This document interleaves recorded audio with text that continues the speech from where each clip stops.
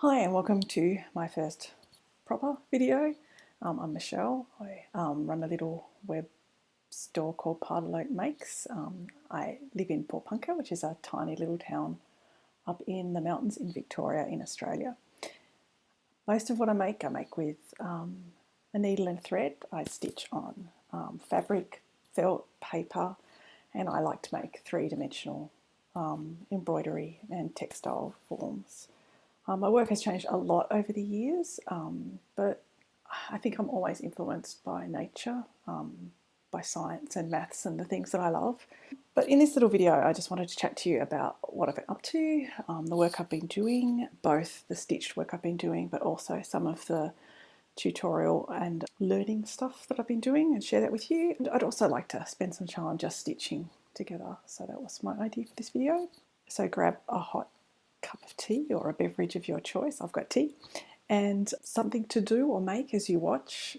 If you do make something as you watch along, let me know what you're making in the comments. I love to make with a video going in the background myself, so I'd be really keen to know if you do that too. I hope you enjoy the video.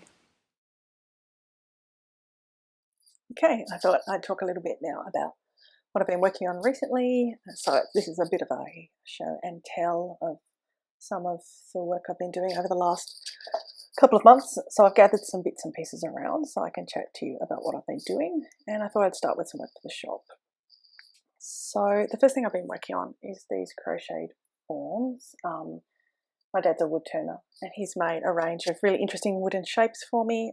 Some I've just crocheted around, and some I've added in beads and then crocheted with the beads on the thread as I go around, so I get these beaded crocheted edges.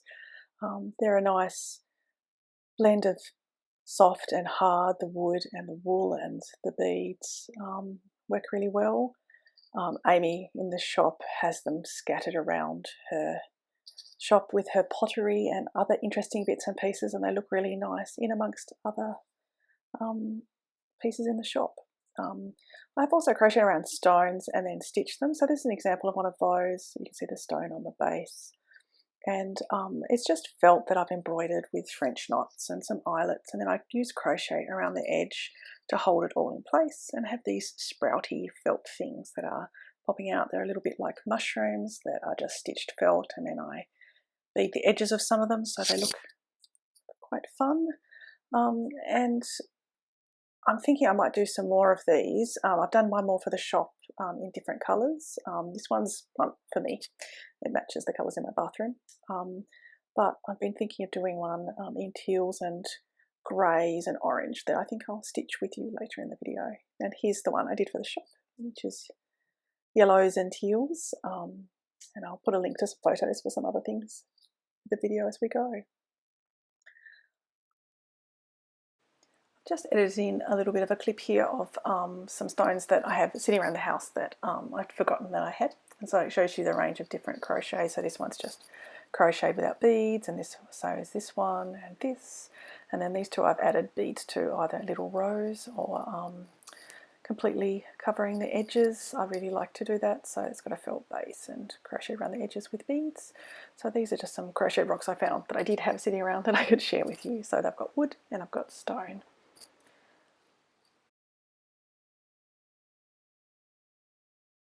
Okay, and editing back into the original clip. So the other thing I've been making a lot of is some beaded earrings, and which I really enjoy making. And I found these neat little triangle findings in silver and gold and rose gold that I really like. And so I've been making all these different designs of beaded earrings for the shop, mainly in triangles because I like them, but a few other shapes as well. And as part of doing all of that, which I've really enjoyed, I've been doing work on little cards that they all hang on, which has been fun. So what I do is I make a card that stands up by itself.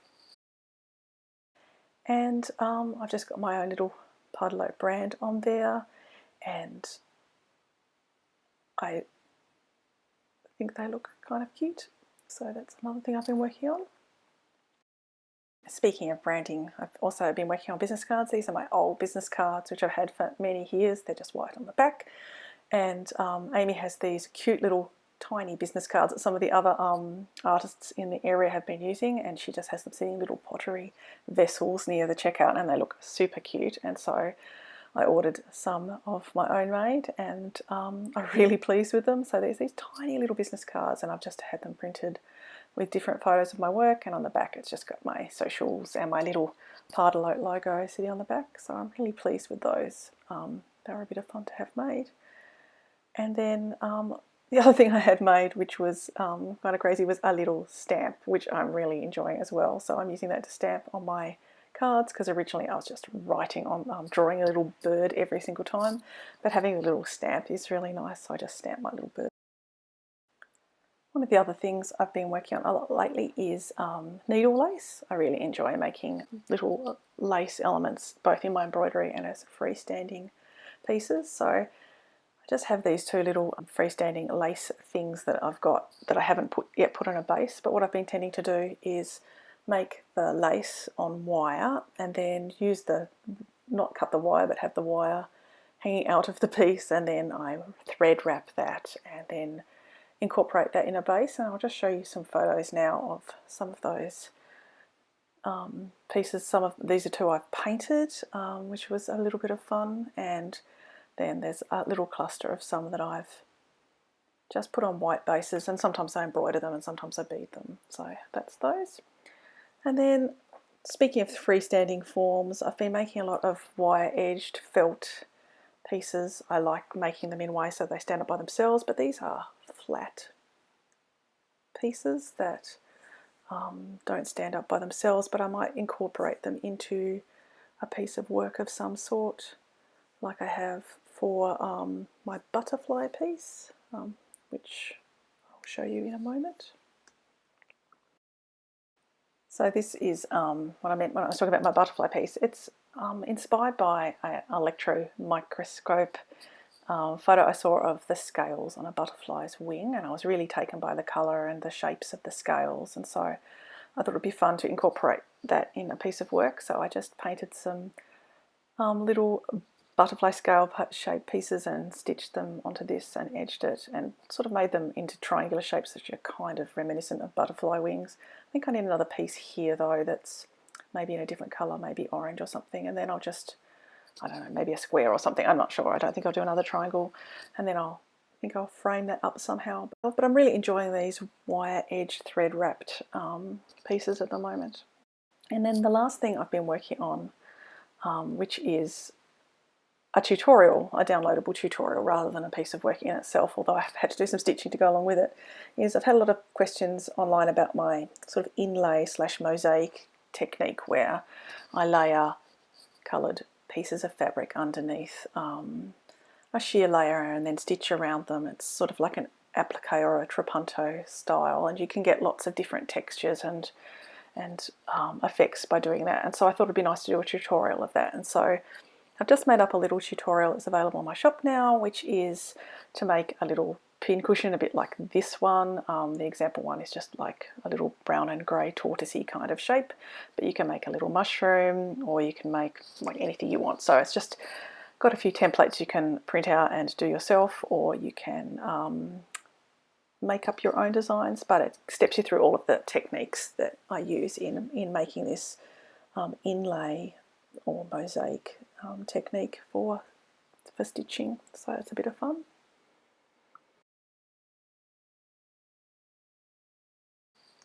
And then lastly, I guess the other big thing I've been working on is my 100 assemblages project, which has only been like 40 assemblages or something so far, but I thought I'd show you some of those and what my thoughts are about taking this forward. So here are some of the little, I'm calling them assemblages. They're just groupings of little things that I've made or painted or drawn, and I just like the idea of botanical drawings or scientific diagrams where there are these shapes that are kind of mysterious that are laid out on a page.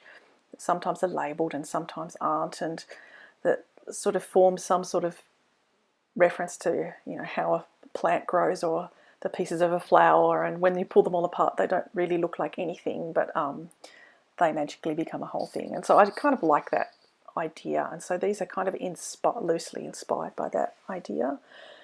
And again, it's another chance to use wire wrapped felt shapes, and there's quite a few of those in these where I've stitched a felt shape and then wrapped the edge in wire and thread wrapped it. And I think it just makes this little creature, this little organism that can become a feature in these little assemblages. And then I combine it with painted paper, stitched paper, beadwork, scraps of fabric. I've made cord or wrapped a piece of wire or a piece of stick to stitch down, and it's all stitched down to make these little, I don't know, tiny little collage slash mixed media slash assemblages, I guess I've been calling them. So I'm really enjoying that, and I might frame them up somehow in groupings. A friend of mine has bought some of them that he liked, and he'll probably get framed up. I'm not sure what he'll do with them, but so that's sort of the outcome, and then I'll talk to you a little bit about how I make them. So my thought process was to make one a day, and often that became making a couple a day because I felt inspired. But I've just got these little bits that I've collected, and I was thinking about bark and lichen and mosses and those kinds of colours. So I painted, I collected felt bits, I collected fabric that was in the right colours, and then I painted some bits of card or paper, and some of them I painted just randomly and then ripped it up, and some of it I stitched, and I painted some fabric and made my own stencils and did some stenciling in those colours on the fabric. And I have this little puzzle book that I thought that I'm not using anymore, that I cut pieces out of that, and so I've got all these little stitched elements of all sorts that I just pull out, and so I get a piece of paper and audition all of these elements on one page and decide on the day what looks nice and what doesn't, and then when I'm happy I stitch them all down. Okay, and so finally I thought I might talk to you a little bit about, as I mentioned before, my little sprouty stone that I'm thinking of making, which is a bit like this one, but this time I'm using some largish wooden forms that my dad turned for me, that are about the right size and shape to make a little mossy garden. And this time I'm thinking I might do it with like a pale grey base of some sort, and then with some pops of colour as well. So lots of grey threads, but also maybe some mustard and burnt orange and some dusty teal that I might use. Sort of represent licheny and mossy style bits. And I've got these sprouty mushrooms that I've got left over from another project that I thought might work well with these colours, and I might just make one more little mustardy one that's similar that I pop in, so it kind of ties in, maybe edge it in teal so that it ties in with the others. And where I thought I might start is I make these little dimensional French knot circles by cutting out some felt, stitching them to the base, and then French knotting over the top of it. So just cutting out a tiny little circle like this, stitching it on, and then stitching that down by French knotting it onto its surface basically. So I thought it might be good if we did that together. I'll just chat through the threads that I selected to work on this piece. I just went to my thread stash and pulled out some threads I thought might look nice with this light grey base. And so I had these two dusty teals that I thought were quite nice. These are just flower thread, Danish flower thread cotton. And I really like the matte effect they have when you stitch French knots with those. And then this is just a white variegated, pale grey variegated cotton. And then these are some linens. So I've got a couple of different grey linen threads and a couple of different orange, dusty orange linens, and then I've got some cotton and broders in some various colours, and just some stranded DMC in a darker grey. But I think these colours will work well together. I'm not going to go crazy on the amount of orange and teal I use. It'll be mainly grey, but just with these little pops of colour that I use throughout, a bit like I did for the brown one. So I'm just going to put these away, and we'll get started on the first step, which is to cut out my base shape so that we've got something to stitch on. So this is just a piece of grey hand-dyed felt, and I'm just going to cut it out with scissors. I cut it a little bit larger than the shape so that it drapes over the edge, and I just cut all the way around. I'm not too fussy about making sure it's perfectly circular. Just hold that shape, and I find that as I stitch, the felt contracts a little bit, so it's good to give myself a little bit of extra space to work on. And then when I finish my stitching, if I feel like the shape's a little bit too big, I just cut it down a bit. I try not to stitch too close to the edge as I do this, because I'm going to be edging it in blanket stitch. I tend not to stitch too close to the edge anyway, so it's pretty easy. And so there's my felt shape ready to put embroidery on. And sometimes I put the edging on first and sometimes I put it on last, but for the moment I'm just going to start stitching. I'm inspired by mossy effects, and I've been looking at both my past work and this little moss sampler I have that I've worked on over the years, where I just add little samples that I've done. Some of them are French knotted, some of them are beaded, some of them are chain stitched. I use lots and lots of different stitch combinations to try and make little mossy licheny style shapes, and some of them will work and some of them don't, but they're just little samples. But I really like the clusters of French knots that I've got here, and so that's what I'm intending to do on this shape. So I'm just going to start stitching, and I'll zoom in a bit so you can see what I'm doing, and we'll stitch together. Okay, so I'm just going to start by cutting out a small circle of grey felt to make my first little French knot blob on this piece. That'll be kind of a little mossy thing, so I'm going to use some of the teal thread, some of the teal flower thread for this, and I'm just going to take a scrap from the offcuts from cutting out the circle and just cut, you know, a rough little circular shape. And it looks like a small shape, but by the time you cover up with French knots it takes a long time, so I try not to get too excited with how big these are. And all of these little offcuts that I have, I just use for stuffing. I have a little vessel that I put everything in. That's all my little tiny offcuts that are even too tiny to use in other pieces. So I'm just going to use a doubled piece of this cotton thread to do my French knots. So I'm going to have to get a fairly large milliner's needle, and now I have to find a milliner's needle. It's not too big and not too small. And I tend to use different needles and different size threads for these French knot pieces, because I don't mind too much if there's a variation in the size of the French knots. So I just choose a needle and then thread it up, which means I have to now thread this on camera, which is nice and challenging. Let's see how I go. Take one, take two. Maybe I have to do this off camera so that I can see what I'm doing, even if you can't. And we did it. So just going to start by anchoring this down, and what I tend to do is I hold my thumb over the circular piece and come up from the back and then go down just over the edge of the shape, and I'm just going to secure this down first by pulling that thread tight at the back through the loop. And now I'll start doing my French knots around the outside, and immediately I become unthreaded, of course.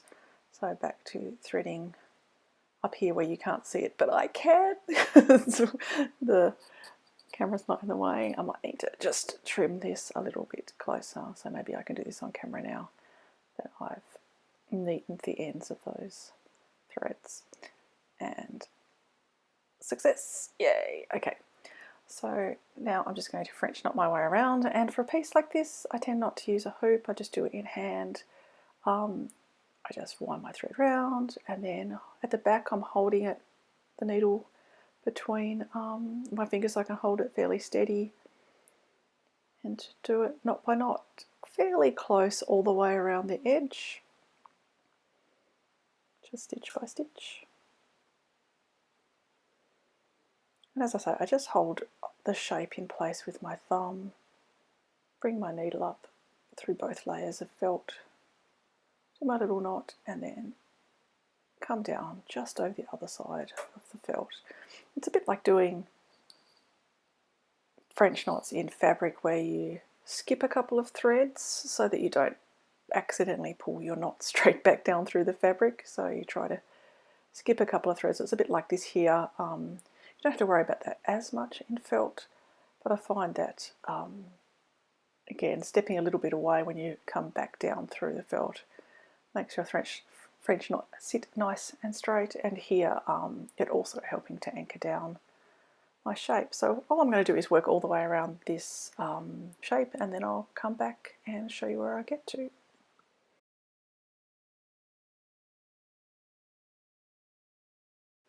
Okay, so I'm almost around to the end of the circle, but I'm going to run out of thread here, so what I might do is just do this last little stitch and then tie off my thread. So I'm almost all the way around, and I'll just do a few more stitches off camera and I'll show you that when I come back, but I'm just going to tie this off. I'm just going to tie a knot. I'm not super fussy about the back of my work in pieces like this where they don't have to lay super flat. As long as it's neat and secure, I'm fairly happy. So that's where that's at, and so that's working all the way around, but I will cover the whole thing in French knots as well, and what I might do is do that and some other bits and pieces and then come back and show you what it looks like. Okay, so this is where I'm at after going away and doing some more stitching. Let's bring this up closer. So that's the you saw me start through the outside edge around this little circle. Now I've finished the edge and I've actually filled it entirely in with French knots. So you can see it has this quite dimensional look to it, which is really nice. And then I've been working on, done some eyelets. So my idea of, they're not actually eyelets yet because I haven't pierced the centres of them, but the idea of this is that's where the little sprouts will sprout out, these little guys will emerge from those holes. So I just go in with an awl and poke a hole in those so that they can come out. And I've just made one little chain stitch element here I've then filled up with French knots, and I'm just working now on another circle covered with French knots that I'm just working on that I'm going to finish off. So that's where I'm at the moment. It's heading in the kind of direction I was hoping for, which is to say that I'm starting to fill it in with elements. I'm probably fairly happy with the number of colourful elements so far. I'm probably going to do some quite neutral greys, whites, and sort of more neutral colours from my little palette for the moment, so that I can I want the colourful pieces to pop, so I want them to the most of the elements to be fairly neutral, and then for the mossy bits that are colourful to really stand out amongst the more neutral pieces. But this is what I do at this stage. I just tend to work my way around the French knot elements. I'm probably using a needle that's slightly too big for this because I'm having trouble pulling it through, but anyway, work my way around and just finish the French knots in this. But as you know, probably know, French knots take a long time, so I'm not going to sit here and video the whole lot because I think this video is already going to be too long. But I just thought I'd show you where I was at, and then perhaps next video I will show you the finished stitching, and then I'll show you how I attach this to this so that you get this embroidered piece over the top of a form. And as I say, often I use stones, but this just happens to be a wooden piece that my dad's made. It's about the right size, but you can use the technique I use for this for all sorts of different 3D elements, so it works quite well. So that's that for my stitching. I hope that's useful to you or a bit of fun, and that keeping an update like this over video is something that you find useful. If you enjoyed the video, please press the little thumbs up button for me, and so you can tell me whether you like it or not. And if you did stitch along with me in some manner, if you had a nice cup of tea like I did as you were stitching, then let me know in the comments. and hope to see you again in my next video. Thank you. Bye.